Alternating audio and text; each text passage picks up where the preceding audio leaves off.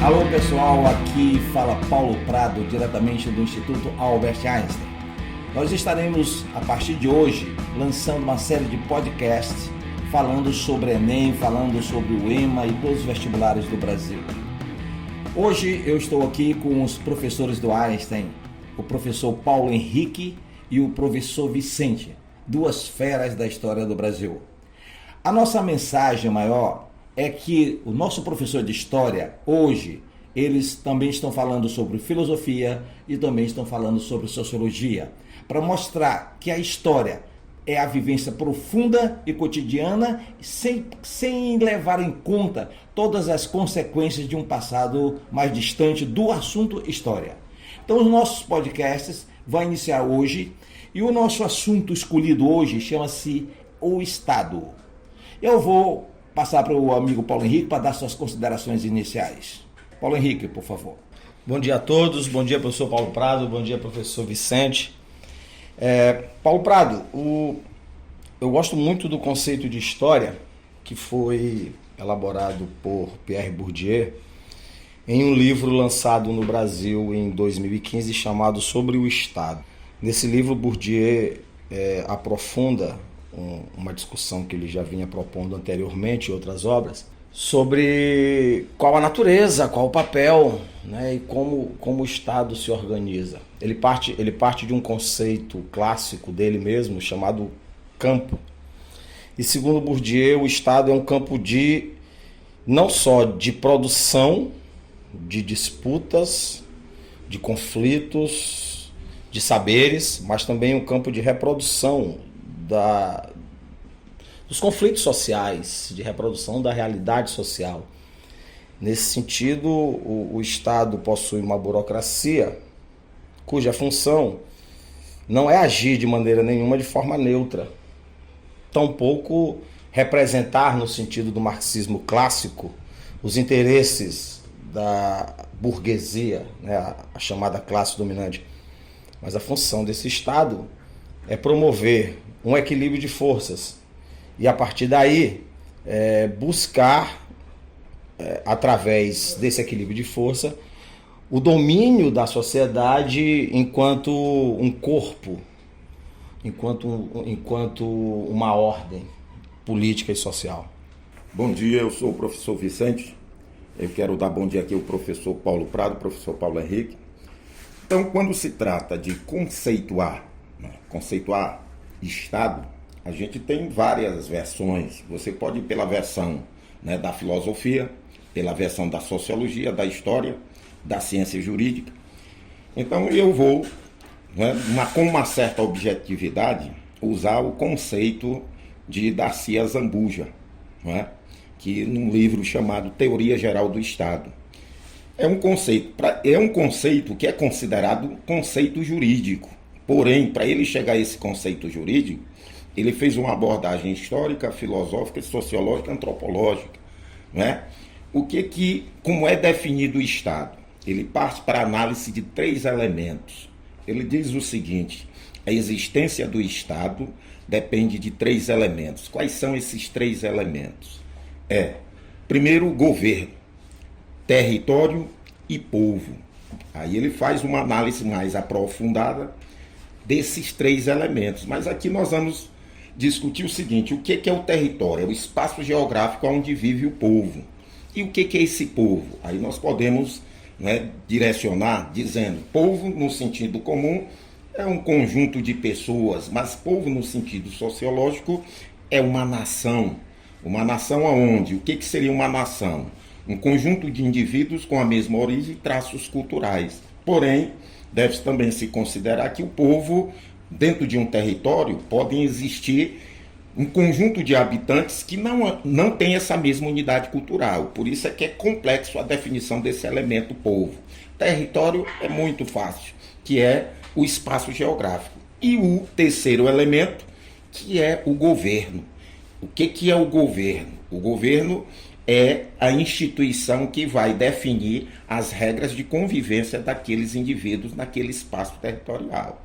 Agora, a partir daí, ao longo da história, desde o surgimento do Estado, que supõe-se, surgiu com as primeiras cidades na região da Mesopotâmia.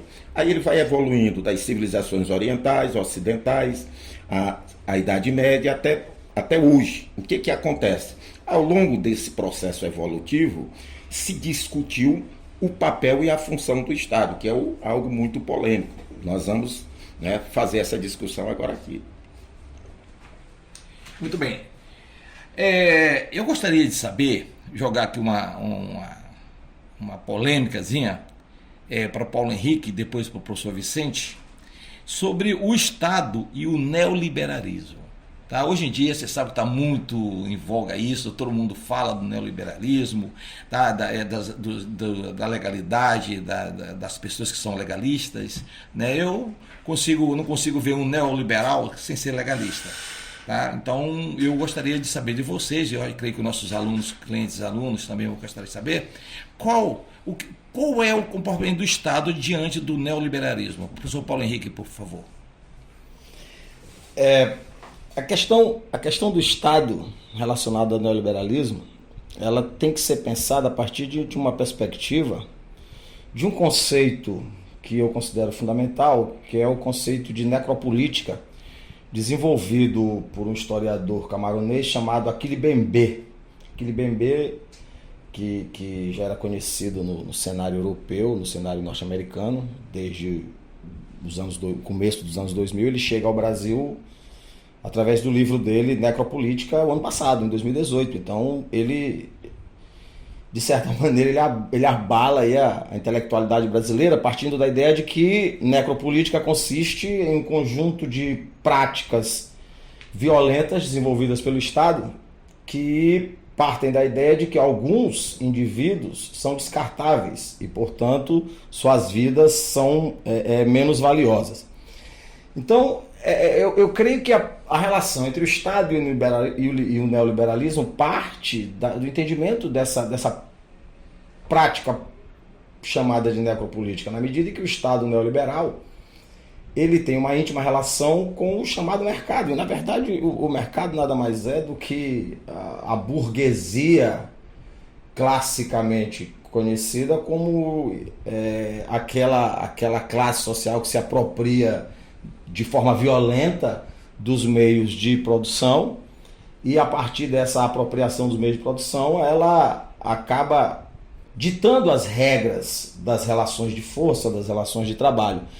Então, nessa relação entre o Estado e o mercado, o Estado e a burguesia, muitos autores consideram que o Estado no sentido como nós conhecemos, como diz Bourdieu, né, como esse campo de disputas, o Estado vem perdendo força. Vem perdendo força e, na verdade, para muitos teóricos, o Estado vem desaparecendo. E à medida que esse Estado vai desaparecendo, ele vai sendo substituído pelo conceito de mercado, pelo conceito de globalização, pela ideia de que não existem normas burocráticas que devam regulamentar as relações de produção e que essas relações de produção devem ser norteadas por uma suposta ideia de liberdade de mercado, de livre iniciativa. E eu gosto muito do pensamento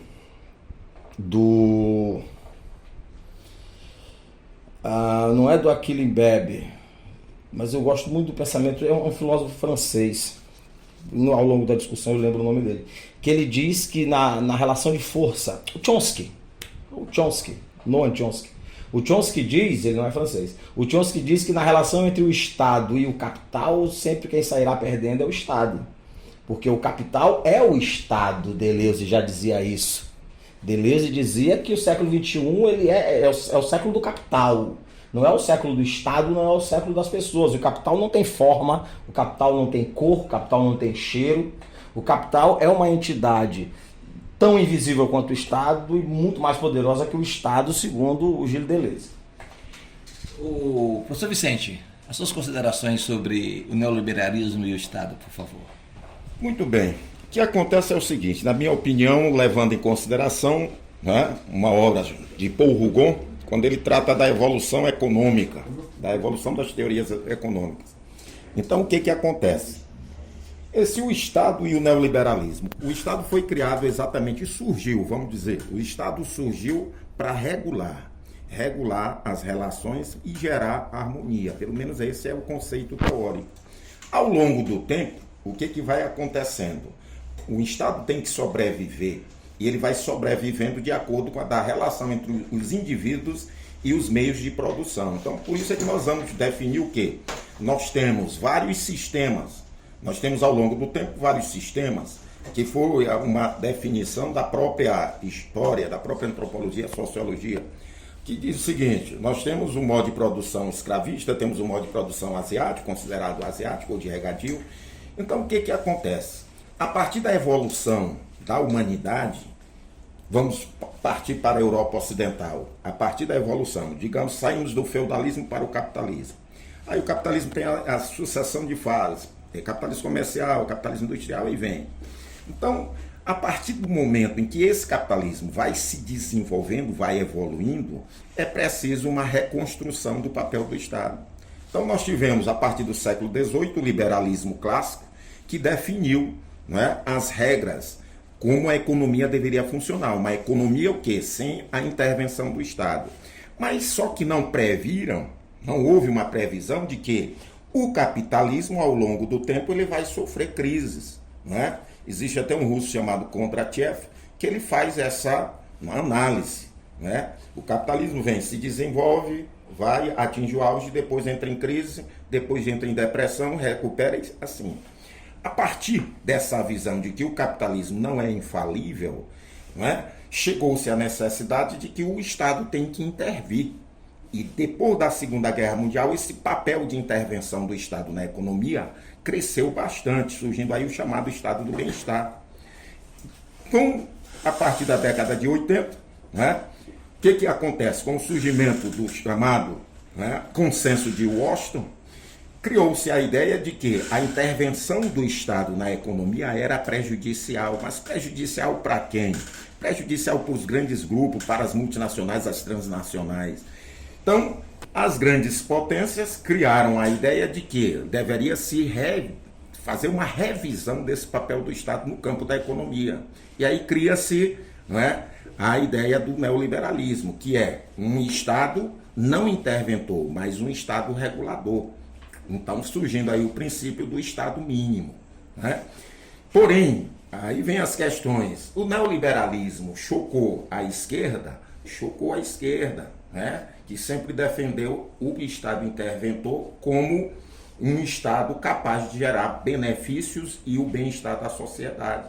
Porém, como eu digo, o neoliberalismo, ele é prejudicial, ele foi prejudicial para alguns países. Na minha concepção, para a Argentina foi ruim, para a Bolívia foi ruim, para o Brasil não vejo ele como ruim, né? Para a China também, aí você diz assim, mas a China é um caso particular, mas a China hoje atua dentro do capitalismo mundial, não é isolada, apesar do regime comunista. Então eu vejo o seguinte: o neoliberalismo, na minha opinião pessoal, né, foi bom para o Brasil, o processo de abertura. Agora é lógico que ao longo do tempo tem que ocorrer alguns ajustes. Então eu acho o papel do Estado fundamental na regulamentação da economia, não na intervenção. Muito bem. Espero que nossos clientes e alunos estejam entendendo, porque a discussão aqui é de alto nível. O Instituto Albert Einstein, que é baseado nos pilares conteúdo e disciplina. O Instituto Albert Einstein, que não é apenas um cursinho, então um instituto onde nós primamos muito pelo conteúdo, pela discussão, sem ideologia, uma discussão séria em cima dos fatos do que ocorre no dia a dia. Para encerrarmos, eu tenho aqui uma pergunta para o Paulo Henrique e uma pergunta para o meu amigo Vicente. É sobre o Estado e o autoritarismo. Tá? Essa pergunta primeiro vai para o meu amigo Paulo Henrique. Fala alguma coisa sobre isso, Paulo Henrique.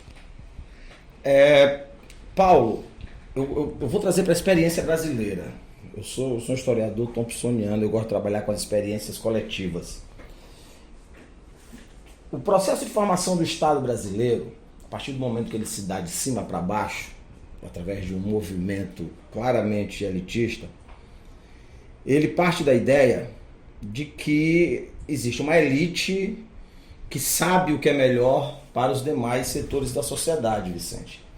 E a partir daí, essa elite vai construir todo um arcabouço jurídico e burocrático no sentido de garantir a ela o controle sobre o Estado, e a partir do pensamento weberiano, esse Estado passará a ter o monopólio sobre o uso da violência legítima, e para se impor, esse Estado não vai medir esforços ao usar essa violência legítima, ao se impor de forma violenta. A trajetória política do Brasil é uma trajetória claramente marcada pelo autoritarismo, pela violência estatal. O Estado brasileiro ele não tem o hábito de negociar com a sociedade brasileira de maneira democrática. O Estado brasileiro, diante de qualquer demanda por parte da sociedade brasileira, historicamente sempre usou a força, sempre usou a violência. Vejamos isso nos movimentos rebeldes do primeiro reinado, nos movimentos rebeldes da regência, a balaiada, a cabanagem.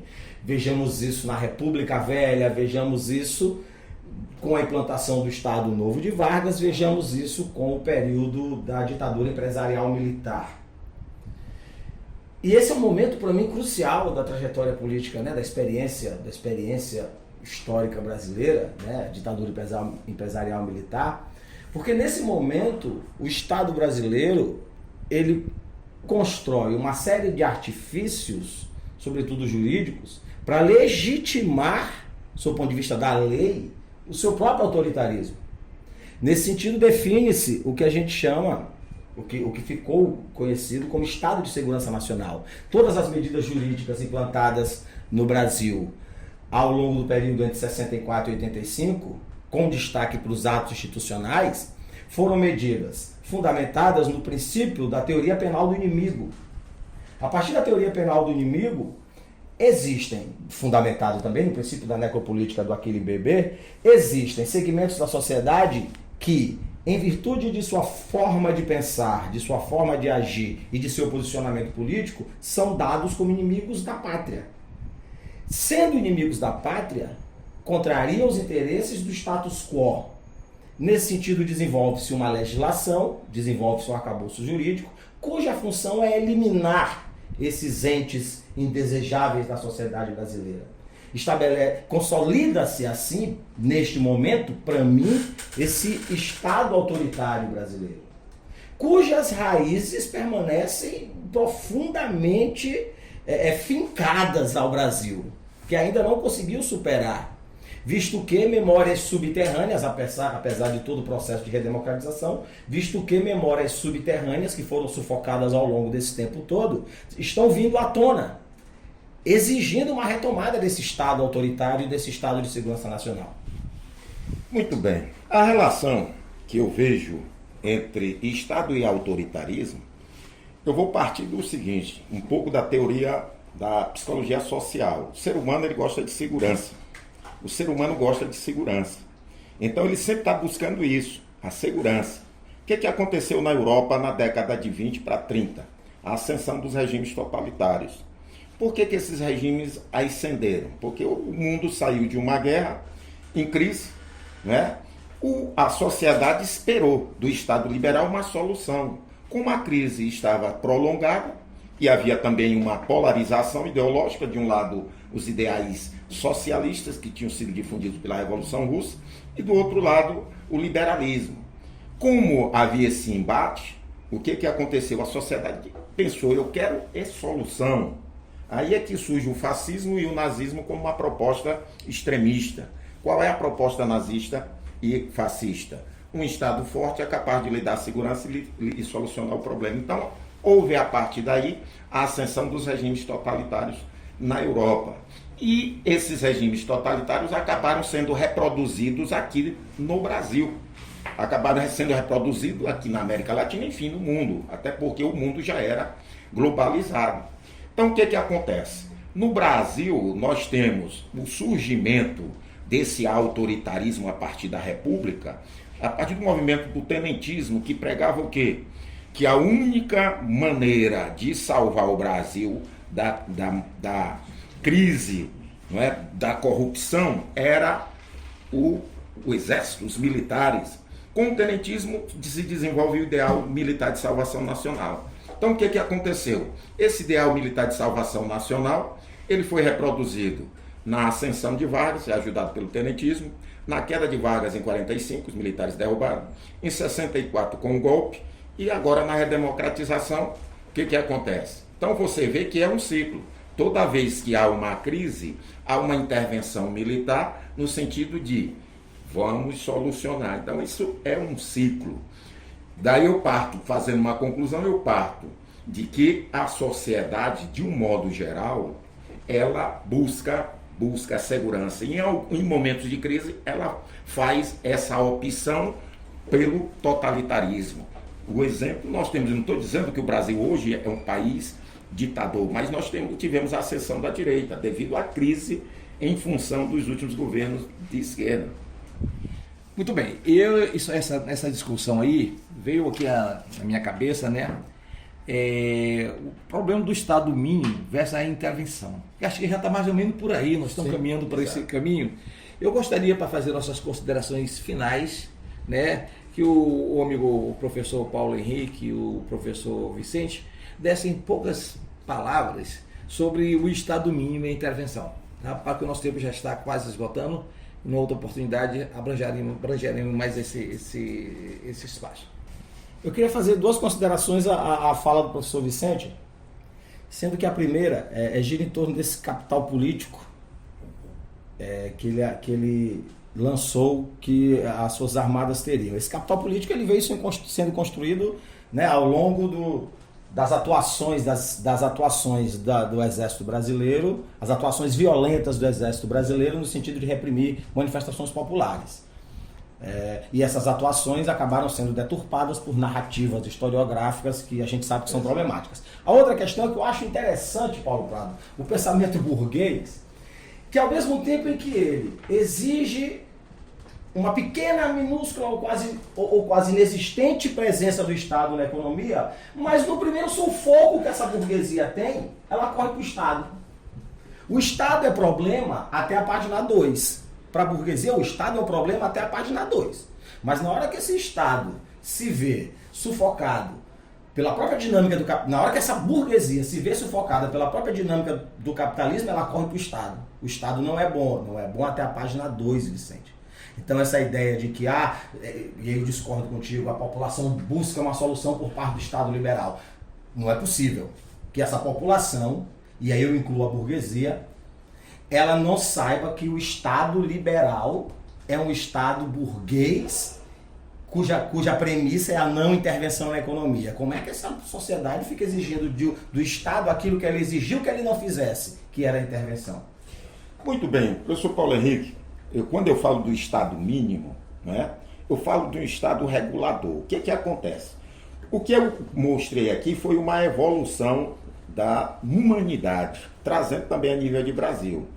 A humanidade, o ser humano, a sociedade em si busca a segurança, né? Então o papel do Estado foi dar essa segurança. A burguesia, se você vê ao longo da história, ela tem uma certa hipocrisia. Ela derrubou o Estado absoluto para construir o Estado liberal. E essa burguesia também, a classe burguesa de modo geral, ajudou a implantar o totalitarismo nazista e fascista. Então, como é que a burguesia age? Ela age por conveniência. Ela não age por ideologia, ela age por conveniência. Porém, qual é o momento? Na década de 80, quando, a partir do consenso de Washington, chegou-se à conclusão para os grandes grupos econômicos que o Estado interventor estava limitando a atuação das grandes empresas. Aí surgem as duas grandes potências, os Estados Unidos e a Inglaterra, defendendo essa nova ordem, uma ordem liberal, mercado aberto. Aí, o que aconteceu?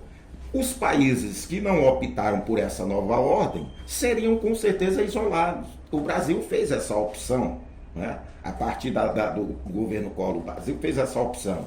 Então, qual é o papel do Estado? O papel do Estado dentro da ordem neoliberal é regular, não é intervir. Deu certo, a gente não pode dizer que o neoliberalismo foi ruim. Essa é uma questão de esquerda, toda vez atacar a neoliberalismo foi ruim. Não foi ruim para todos. Para o Brasil, eu vejo, por exemplo, a abertura de mercado dinamizou a economia no campo da comunicação. Eu me lembro na época que, antes do neoliberalismo implantar no Brasil, pouquíssimas pessoas tinham telefone. Hoje você vê que pouquíssimas pessoas tinham carro. Então, agora, ela tem seus efeitos negativos. A Argentina se quebrou pela política neoliberal, a Bolívia se quebrou, a Venezuela. Então, é isso que eu quero dizer. Defesa de um Estado regulador. O Estado impõe as normas sem intervir. Ele diz para as empresas, estão aqui as regras, joguem de acordo com essas regras. Aí o Estado fica no papel de vigia, vamos dizer assim, de árbitro, para evitar os excessos dos grandes grupos econômicos. É dentro dessa visão que eu vejo o neoliberalismo. Muito obrigado, gente. Muito obrigado, professor Paulo Henrique. Muito obrigado, professor Vicente. Essa aula aqui excelente sobre o Estado brasileiro. E o nosso próximo assunto, na parte de História, Filosofia, Sociologia, é sobre a escravidão, que é um assunto também muito importante, que vai buscar várias vertentes, né, do conhecimento, da filosofia, para a gente entender bem esse momento duro, cruel do ser humano na face da Terra, que é a escravidão.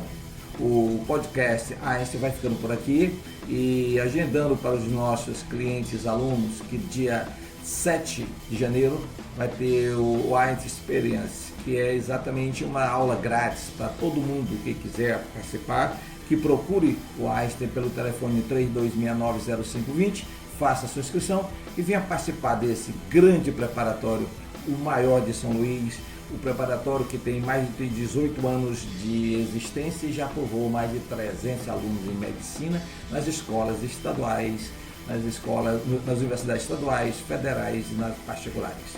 Por hoje é só. Muito obrigado.